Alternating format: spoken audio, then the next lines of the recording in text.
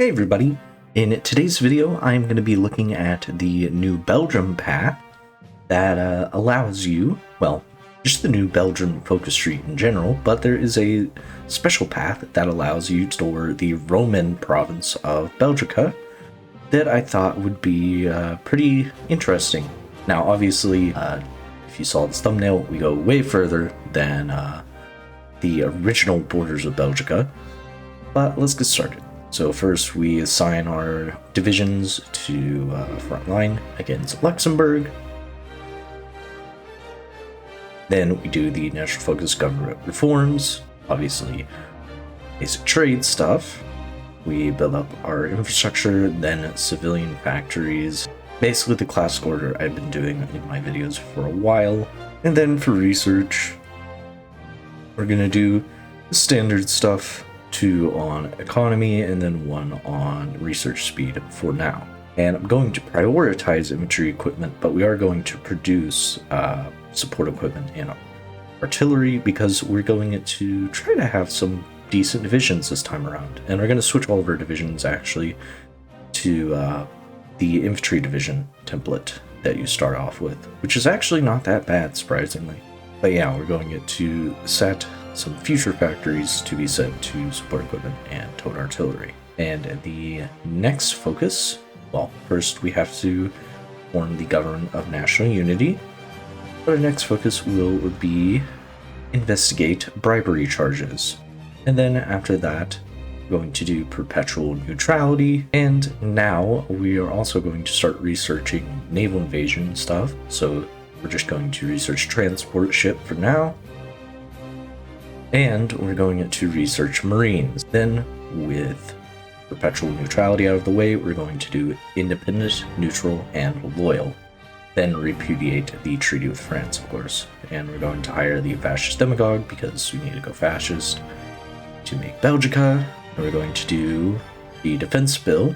I'm going to hire the financial expert for those consumer good factories. And then I'm going to repudiate the treaty with France. And I'm going to add support artillery and an engineer company to our main infantry division. And for the royal appointment, we're going to go with the Rexist. And now it is time to do...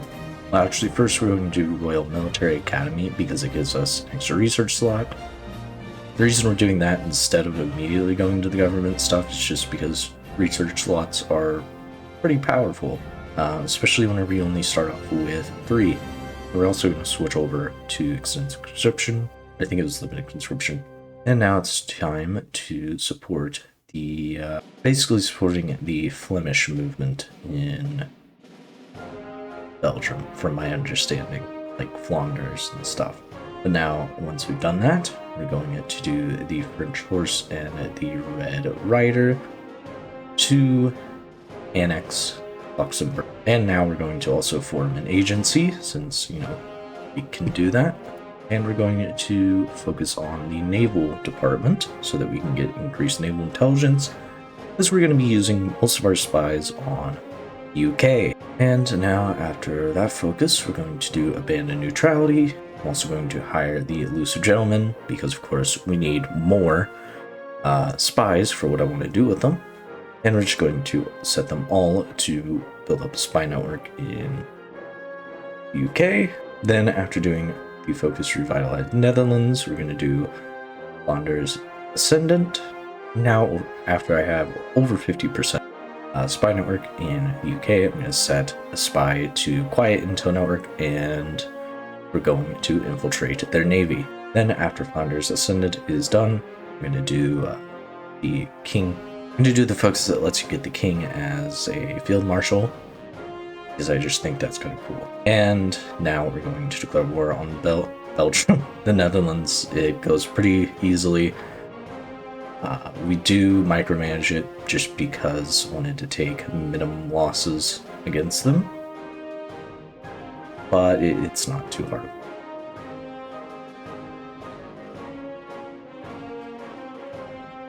It really was basically just like that first battle, and then the war is pretty much just decided after that. And now we defeat the Dutch, so Going to full annex them and full annex the Dutch East Indies. And then I'm going to take their navy. Taking their navy is probably more important actually than taking the land, really. I mean, land is pretty important for cores and stuff, but you don't really start off with that much of a navy as Belgium. Actually, I don't know if you start off with a navy at all as Belgium. So yeah, it's nice to get like 34 ships or so for free. And then we're going to set our troops to be on the border with France. Now we're going to do Duitsland, which will give us cores over all Benelux states. And here is my Marines division. We have 9 battalions of Marines, a battalion of artillery, and then for our support companies, we have support artillery, and that's all I did for now. Then after Duitsland, I'm going to do Demand Calais, and we can finally start training just some divisions, but it's better than nothing. And I'm also going to start producing trucks to try and help with supply and everything else. And switch over to war economy now, which we probably could have done way earlier. And for Calais, I'm going to try to offer the Congo for them. Then I'm going to nationalize the banks to further improve our economy, and the French actually accepted offer for Calais, so that's a nice chunk of land that we just got. And I'm going to add on to the Marine Division, Engineering Company, and Recon Company, and that's about it for them. And I started doing decryption stuff with our spy agencies so that we could decrypt the UK cipher. And now we're going to do Burgundy Rising as our next focus, and I'm going to train some more divisions. The main goal is to have around 58 divisions, so I'd say really around like 60 divisions. And 10 of those, well, not 10 of those, but some of those will be Marines. And we're just going to keep doing decryption stuff, and we're going to start buying equipment because we aren't producing stuff like artillery fast enough to have it before the war begins. To have all of our divisions out before the war begins, I mean. And then we're going to demand a further Gallic concession. And now that I had built up a 100% intel network in the UK, I decided to try and start building it up in France as well. And now my national focuses, I'm going to try and focus on a lot of the Royal Military Academy focuses because they give some pretty good bonuses to your divisions. And obviously, if you didn't catch on already, we're going to be fighting the Allies, so it's going to be pretty difficult to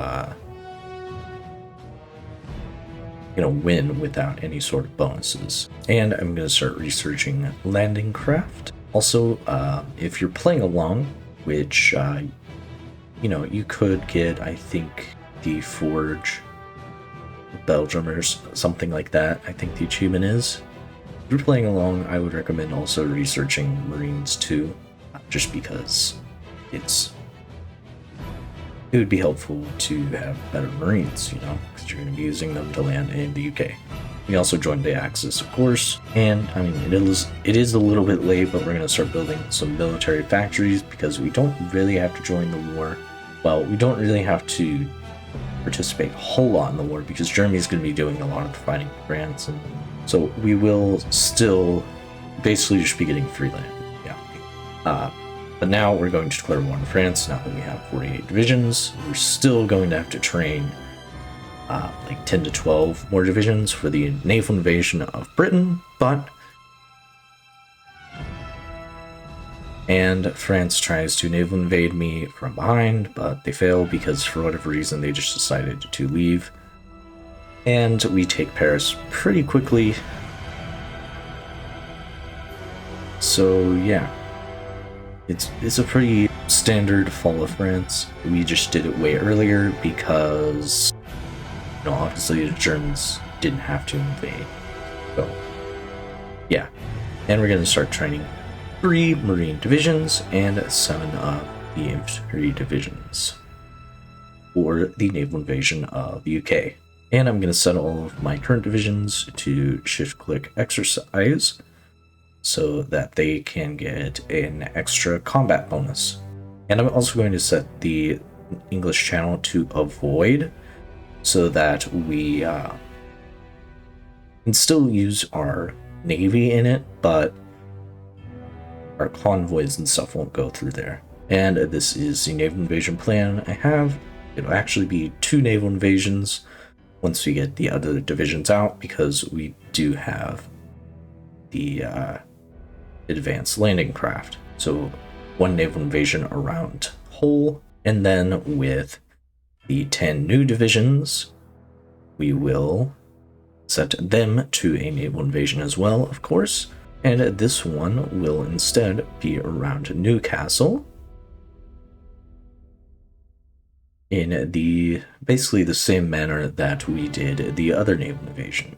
So the goal will be to launch these at around the same time, and we should be able to get supremacy due to the fact that our naval intelligence of the UK is so high with our spy network and the bonuses to naval intelligence that we have, that we'll know the exact moment when the British fleet leaves, even for a moment, allowing us to get naval supremacy a lot easier than, you know, if we didn't have the naval intelligence, which I think is kind of an interesting mechanic. It's a little bit broken that naval intelligence can just do that, but also the pulls its navy to its ports very frequently for whatever reason. So it's more of an AI issue than the game mechanic itself, I think. But now we finally make a good landing, and we just start rolling through because, you know, basically anytime you get a good landing in the UK, they are not at all prepared to deal with your invasion. So we just roll through them. But it does start to get a little slow in the south, but we fully dominate in the north, taking down Scotland and stuff like that. And